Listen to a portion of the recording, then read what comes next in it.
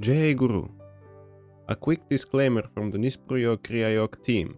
Apologies for our limited production quality, as we are still working out the ins and outs of our content creation. You may notice that the video quality is poor, but try to keep that aside, and instead just listen to what Swamiji has to say. Our main motive is to spread our Guruji's word, so that is why we have started working on these videos to the best of our ability with the resources available to us. And if you understand what our Guruji has to say and it resonates within you, please don't hesitate to share this video with your friends so that they could also have the chance to hear his sacred teachings. And of course, don't forget to like, subscribe, and comment on this video for future content you would like to see on our channel on Kriya Yoga meditation. This was the Nispruyo Kriya Yoga team. Please enjoy the video. Hari Om. एक छोटी सी कहानी सुनाता हूँ मैं संत रैदास की। उनको रविदास भी बोलते थे और वो जूते चप्पल बनाते थे। पता है ना सबको, संत रैदास चाम्हार थे वो कर्म से, और कबीरदास जी के समकालीन हुए हैं वो संत, और बहुत उच्च कोटि की अवस्था थी। मीराबाई के गुरु थे वो। तो एक बार क्या हुआ कि रैदास जी के समय में उनके आसपास के लोग, नगर के लोग तीर्थ यात्रा को जा रहे थे। अब रैदास जी का काम क्या था, वो दिन में 1 या 2 जोड़ी जूते चप्पल बनाते थे और उतना ही धंधा करते थे। मतलब वो बिक गए तो परिवार घर चलाने के लिए जितना आ गया, बस दुकान बंद। अब अगर दुकान खोलते से 2 जोड़ 1 जोड़ बिक गए तो दुकान बंद, फिर अपने भजन में लग जाते थे। और अगर वो शाम तक नहीं बिके तो शाम तक दुकान खोल के बैठे। ऐसा उनका एक सिद्धांत था। ऐसे ही सब महापुरुषों का, साधु संतों का, साधुकों के अपने जीवन में अपने अपने सिद्धांत होते हैं। वो कोई आपको बताता नहीं है, आपको अपने मन से अपने ही तरीके से अपने जीवन के सिद्धांत बनाना पड़ते हैं आगे बढ़ने के लिए। और उन सिद्धांतों को गुप्त रखना चाहिए, किसी के साथ शेयर नहीं करना चाहिए। अगर शेयर किया तो उसकी ऊर्जा नीचे गिर जाती है, क्योंकि कोई सिद्धांत बनाते तो उसमें ऊर्जा लगती है ना, और वो ऊर्जा आपको बल प्रदान करती है साधना मार्ग में आगे बढ़ने। तो ऐसे अपने अपने गुप्त रूप से कोई सिद्धांत ऐसे बनाना चाहिए। आप गुरु के साथ शेयर कर सकते हो अपने अपने, लेकिन ऐसे हर किसी को नहीं बताना चाहिए। उन सिद्धांतों पे अडिग रहना चाहिए, तो उससे बल प्राप्त होता है। सिद्धांत आपको सपोर्ट करते हैं। जैसे छोटे छोटे थे, जब हमारी उम्र कच्ची थी, हम बालपन में थे और कोई चीज नहीं कर पाते थे, या शुरू में 10 रुपए दिए पिताजी ने और कहा जाओ दुकान पे से कुछ सामान लेके आओ। पहली बार गए तो डर लगता था ना, कैसे जाए, नहीं हम नहीं जा रहे, ऐसे बोलते थे ना।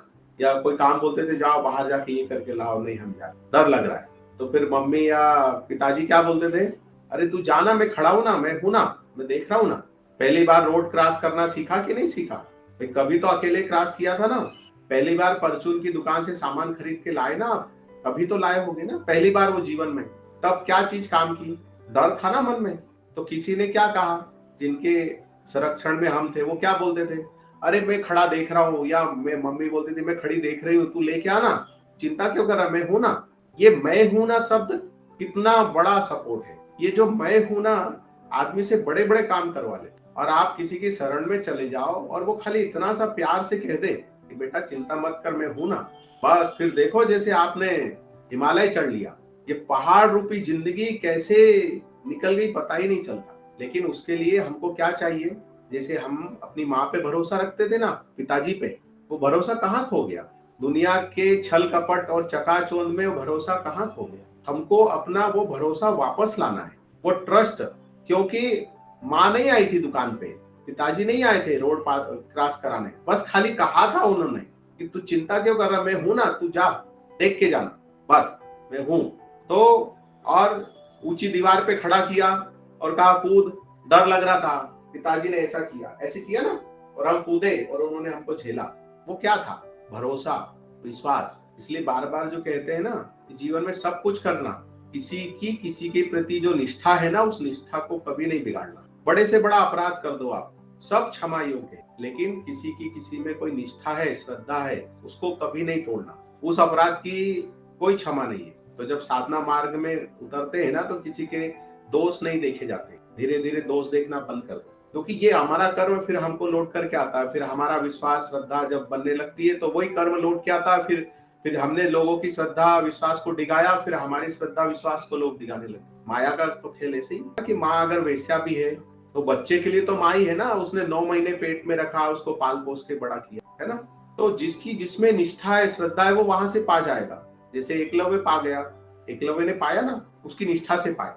तो ऐसे ही जो है हमको वापस से अब उस भरोसे को, उस विश्वास को, उस श्रद्धा को कलेक्ट करने की जरूरत है, इकट्ठा करने की जरूरत है। और जितना आप उसको बनाओगे, आपकी आगे बढ़ने की संभावना उतनी अधिक और तीव्र हो जाएगी। वो इकट्ठी कर लो और फिर किसी को भी समर्पित हो जाओ।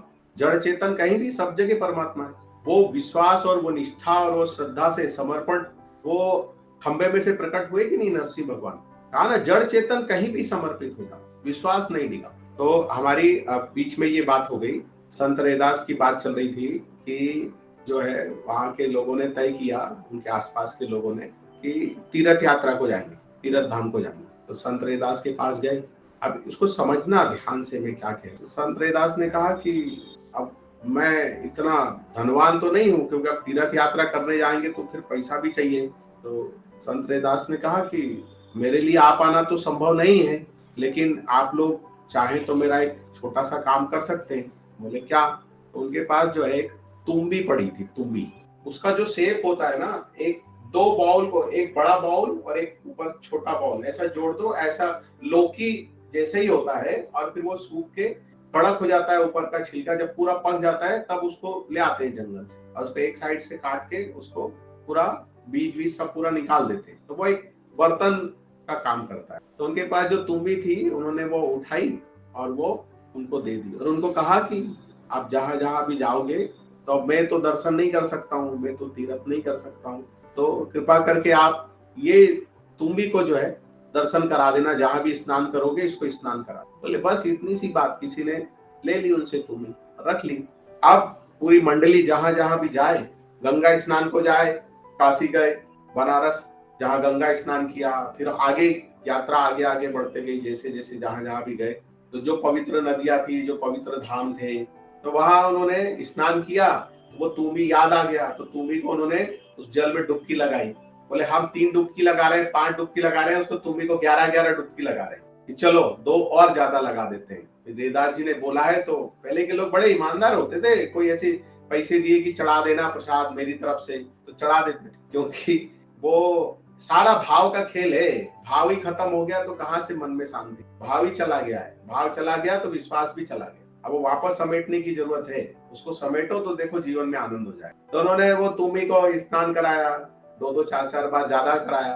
फिर जगन्नाथपुरी में गए, जगन्नाथ जी के दर्शन किए, तो तुम्बी को भी ऐसे ऊंचा कर करके दर्शन करा दिया कि लो दर्शन कर लो जगन्नाथ जी के, 4-4 बार हाथ ऊपर कर करके।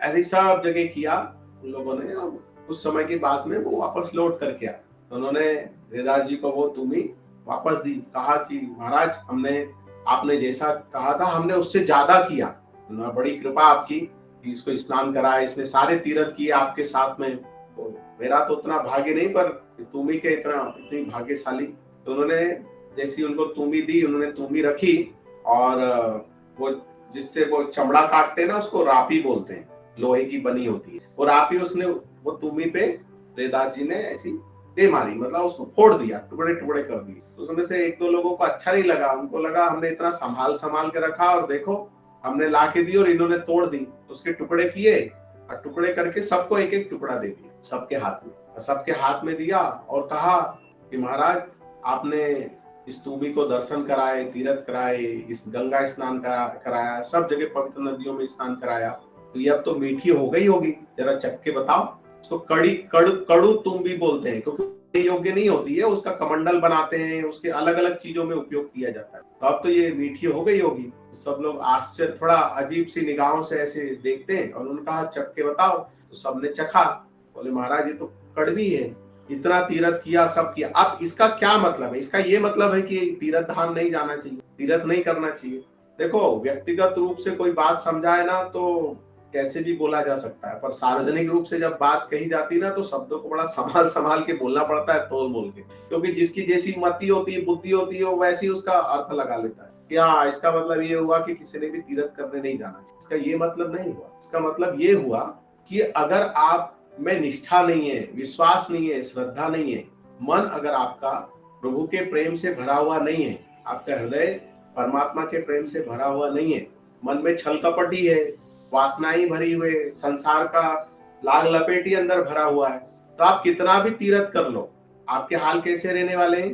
कड़ू तुम्बी की तरह। मन में तो छल कपट ही है, राग द्वेष ही भरा हुआ है। सब तीरथ करके आने के बाद भी आप क्या करोगे? इतने से मुरमुरे लाओगे, उसमें 20 किलो मुरमुरे मिलाओगे, फिर उसके 25 पैकेट बनाओगे, उसमें चिरौंजी डालोगे और पिन लगाओगे और पूरे मोहल्ले में बांटोगे। हम वो पिताजी तीरथ करने गए थे, बच्चों के हाथ पहुंचा दोगे, इधर दे आओ उधर दे आओ, सब आप ढिंडोरा पीटोगे, तीरथ करके आए, तीरथ करके आए, चार धाम करके आए। ऐसे ही करते हैं ना, मैं कुछ गलत तो नहीं बोल रहा हूँ। चार धाम करके आए, चार धाम करके, चार धाम करके आ गए, और दूसरे दिन जब वो पानी का टैंकर आता है तो नल पे तो वही झगड़ा कर रहे हैं पानी के लिए। व्यवहार तो वैसे ही है, कटु व्यवहार ही है, तुम भी की तरह कटु ही व्यवहार है ना। हम क्या बोलते हैं, अरे ये चार धाम करके आए, इनके व्यवहार में तो कोई बदलाव ही नहीं आया, वाणी तो वैसी है, कटु की कटु ही है, कितना गंदा बोलते हैं। और हम ऐसे जीवन में, अपनी नहीं आप सबके जीवन में ऐसी घटती है ना घटनाएं, देखी ना आपने। हम गजानन महाराज का करते हैं, हम स्वामी समर्थ का करते हैं, हम राम का करते हैं, हम कृष्ण का करते हैं, ऐसे लोग मिलेंगे आपको। ऐसा दंभ क्यों भरना? किस चीज का दंभ भरते हैं? इससे कोई आध्यात्मिक उन्नति हो रही है क्या आपकी? नहीं, आप अहम में ही जी रहे हो, दंभ भर रहे हो। हम राम का करते हैं, हम कृष्ण का करते हैं, हम स्वामी समर्थ करतो 20 वर्ष झाले, 20 वर्षापासून, ऐसी मराठी में बोलते हो ना, गजानन महाराज करतोय मी। अरे मैं तो हाथ जोड़ के बोलता हूँ, आप अच्छे, आप इन सब का करते हो, मेरी तो औकात ही नहीं है कि मैं इन सब का करूं। अरे ये सब मेरा करते हैं, हम क्या इनका करेंगे? हम क्या राम का करेंगे बताओ? हम क्या कृष्ण का करेंगे? अरे उन्होंने हमें भेजा, वही हमको खिला रहे हैं, वही सांस दे, हवा दे रहे हैं, वही सब तो पैदा हुए तब से आज तक तो वही कर रहे हैं, हम क्या करेंगे?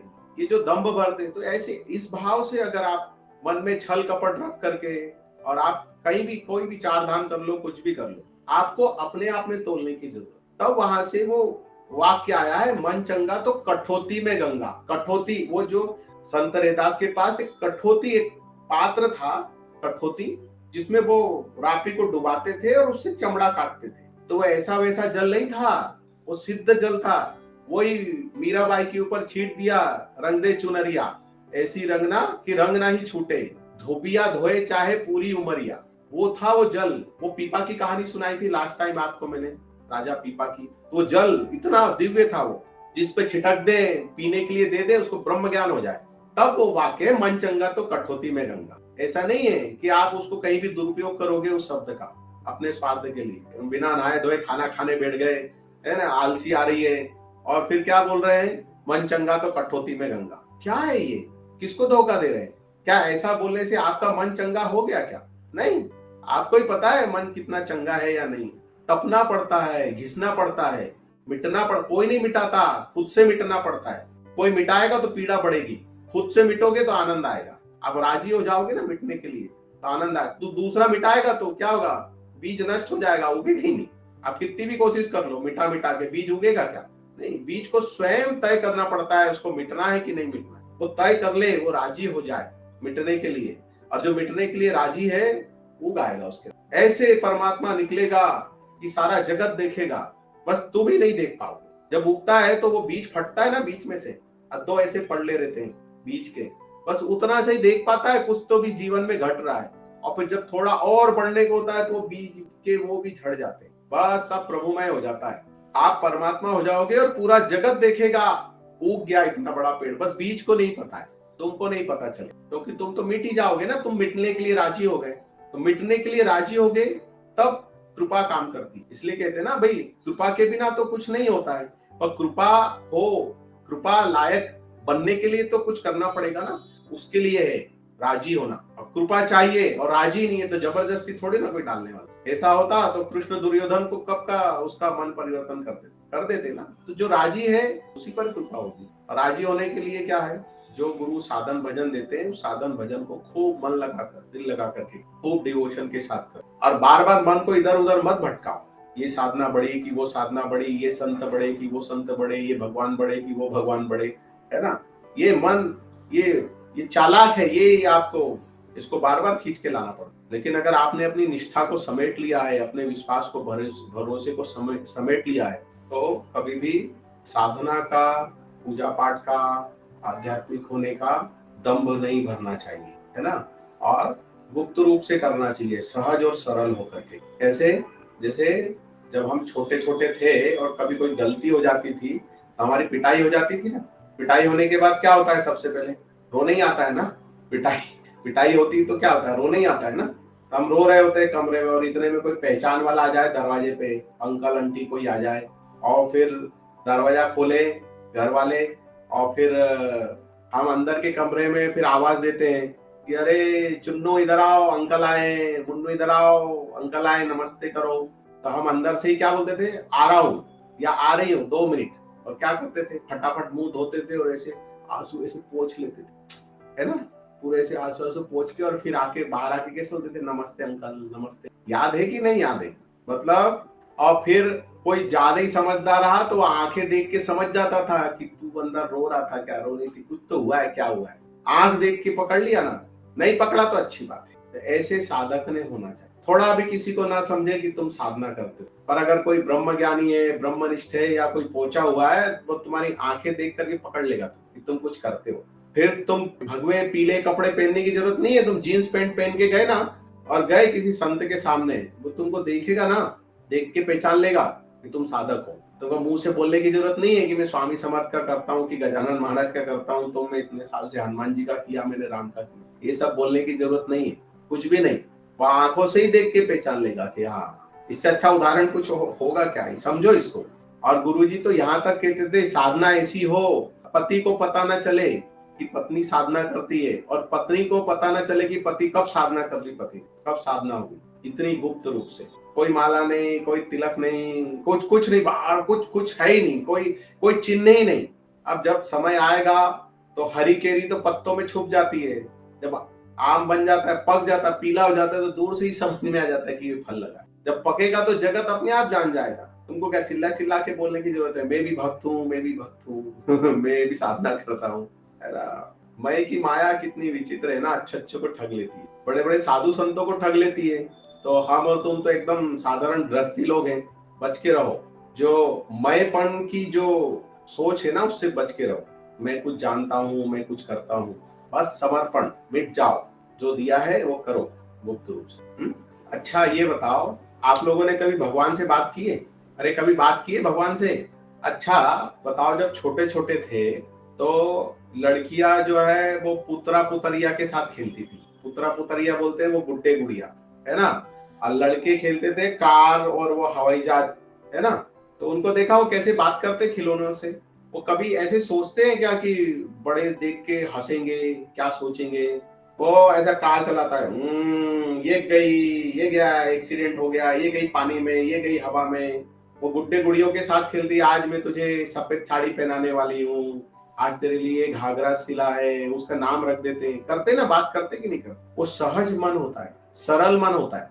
अब आप इतने बड़े बड़े तो हो गए, बड़े बच्चे हो गए, पहले छोटे बच्चे थे, अब बच्चे बड़े हो गए तो बड़े बच्चे हो गए, लेकिन वो सरलता और सहजता कहाँ खो गई। कोई हंसेगा, कोई देखेगा, कोई बात नहीं। जब कोई नहीं हो ना घर में, जब कहीं बाहर गए हो, या आपका खूब दिल करे रोने का और भगवान से मन करे बात करने, और कोई ना हो घर में, तो सब दरवाजे बंद कर दो और जहां आपने भगवान रखे वो कमरे में चले जाओ, कमरा भी बंद कर। और जिनकी आप पूजा करते हो ना, उनको ऐसे हाथ में लो या उनके पास में जाके बैठो, रो और बात करो।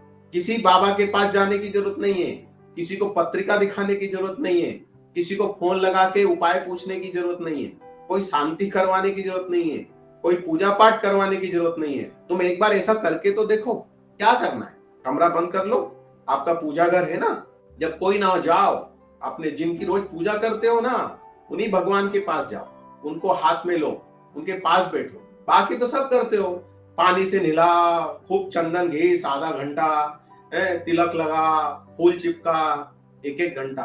अरे नकली पूजा नहीं, मैं असली पूजा की बात कर रहा हूँ। कभी ऐसे कभी अपने भगवान से प्यार से बात की, भगवान कैसे हो, भगवान आपको मेरी याद आती है कि नहीं आती है, मुझे तो बहुत आती है। भगवान कितने दिन हो गए और कितने दिन लगेंगे, कब आप मिलोगे, कब मुझसे बात कर, कितने जन्म लगेंगे। ऐसे करो तो, आप करके तो देखो। और जो समाधान होगा ना, जो रास्ता निकलेगा अंदर से, दुनिया की कोई चीज तुमको डिगा नहीं सकती, दुनिया की कोई माया तुमको ठग नहीं सकती, ब्रह्मास्त्र भी तुम्हारा कुछ नहीं कर सकता। पहले भगवान के बनो तो सब आ गया।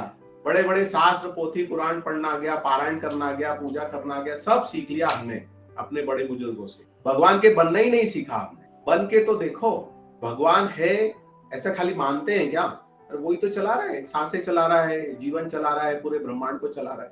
आप जो है 12-12 बजे रात तक बैठ करके मुझे सुनते हो, आपकी बड़ी कृपा है मेरे ऊपर कि आप सुन रहे हो मुझे, नहीं तो लोगों के पास तो समय ही नहीं है, सब बिजी है, कोई नौकरी में बिजी है, कोई किसी चीज में बिजी है, कोई मेरे प्रेम को लेने के लिए तैयार हो गया ना, उसी के लिए मैं बोलता हूँ अरे बड़ा आनंद है, बड़ा मैं बहुत ऐसे धन्यवाद से भरा हुआ महसूस करता हूँ। कोई तो ले रहा है, आप करो, एक दिन करोगे ना, आपको ऐसा नशा चढ़ेगा ना, ऐसी चटक लगेगी, रोज करोगे। फिर आप बात करो उनसे, कौन सा ऐसा दुख है जो वो नहीं आपका दुख मिटा सकते, कौन सी ऐसी परेशानी है जो दूर नहीं कर सकते। उनको छोड़ के हम सब में बिजी है, सब में फंसे हुए, कहीं जाने की जरूरत नहीं है, न त्र्यंबकेश्वर जाना है, न शिरडी जाना है, न बालाजी जाना है, कहीं कहीं नहीं जाना है। तुम बात तो करो, क्योंकि कहीं भी जाओगे तो ठगे ही जाओगे, ठगा हुआ सा महसूस करोगे। अरे इतनी दूर आए और कितना एक सेकंड के लिए दर्शन हुआ, इतना खर्चा करके इतनी दूर से गए और वो पंडित जी ने धक्का देके आगे भगा, चलो चलो चलो चलो चलो। ऐसे तो नहीं है अपने भगवान, ऐसे हैं क्या? कितना कैसा महसूस करोगे, ठगा हुआ सा ही महसूस करोगे ना। इतने दूर से आए धक्का दे दे के, अरे चलो चलो चलो आगे। अरे जो वहां बैठा है वो तुम्हारे घर में भी बैठा है, वो तुम्हारा विष्णु है, वो तुम्हारा शिव है, वो तुम्हारा कृष्ण है, गजानन है, स्वामी समर्थ है, श्रीपाद श्रीवल्लभ है, कृष्णा है, राधा रानी है, जो भी है आपके पास, जो भी आपने रखे है ना, करो आप बात। हाँ विक्रम जी। स्वामी जी पता नहीं आजकल वो भाव आ रहा है, जैसे आपको पता है ना मैं पढ़ता हूँ, मन से निकलता है कि सुनने आइए।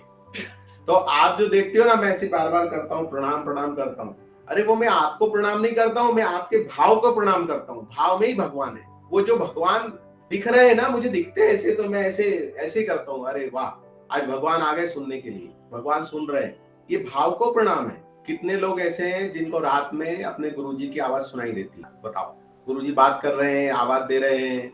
कितने लोग ऐसे हैं जिनको अपने गुरुजी की आवाज सुनाई देती है?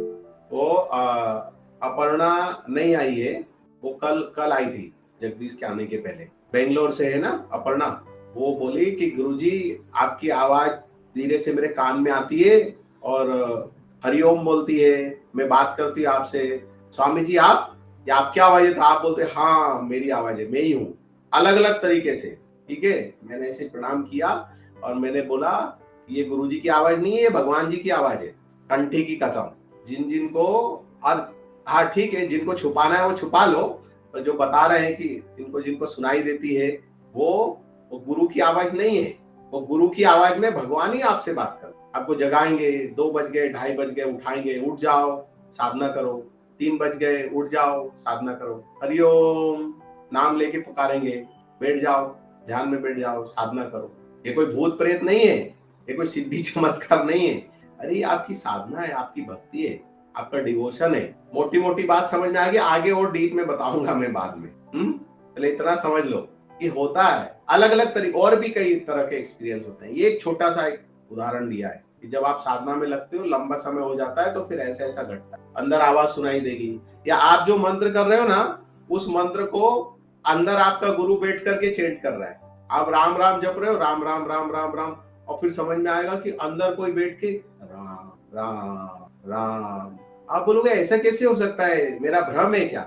मैं मंत्र कर रही हूँ, मैं या मंत्र कर रहा हूँ, पर साथ में मेरे कोई मंत्र कर रहा है, मैं जल्दी जल्दी कर रहा हूँ या कर रही हूँ, और वो बिल्कुल धीरे धीरे राम राम। ऐसा भी होता है। वही है गुरु तत्व, वही है परमात्मा, खुद से खुद को भज रहा है, खुद से खुद को जप रहा है। अब उसके साथ एकाकार होना है, वो द्वैत भाव खत्म हो जाए। जो जगा रहा है ना तुमको, जो जप रहा है अंदर, उसमें तुमको विलीन होना है। अभी 2 है ना, वो और तुम एक हो जाए। समय लगेगा, होगा सब धीरे धीरे, लेकिन शर्त यही है, सहज और सरल, कोई छल कपट नहीं, कोई लाग लपेट नहीं, कोई दंभ नहीं। ये कंडीशन हमेशा याद रख, बदमाशी नहीं, फिर तुम कमजोर नहीं हो, तुम दुनिया के सबसे ज्यादा शक्तिशाली ताकतवर इंसान हो। तुमको ऐसा लगता है, मैं ऐसे कहता हूँ सहज बनो, सरल बनो, सिंपल बनो, तो लगेगा कि हम कमजोर हो जाएंगे। कमजोर नहीं है, जब जैसे परमात्मा का प्रकाश आ जाएगा, तुम दुनिया के सबसे ज्यादा शक्तिशाली इंसान हो जाओगे, अभी पता ही नहीं है। इसलिए सब अजीब अजीब ड्रामा करते हो, बस यही नहीं करते जो करना चाहिए। Hari Om. My name is Kamlanand. Greetings from the Nispur Yoga Kriya Yoga team. We hope you enjoyed this video on our Guruji's lecture, as we enjoyed bringing it to you. We have just started out making these videos, so if you have any feedback on what we could do better, please leave it in the comments section below or send it to our email. If you would like to be initiated into Kriya Yoga or to meet with our Guruji, you can find our contact detail in the description below. And of course, don't forget to like, subscribe and share this video with your friends and family, so that they can also have the chance on hearing our Guruji's sacred teachings. And if you would like any questions answered, please leave them in the comment section below and we will do our best to answer them there. Thank you for your time. This was the Nisprayog Kriya Yoga team. Jai Guru. Hari Om.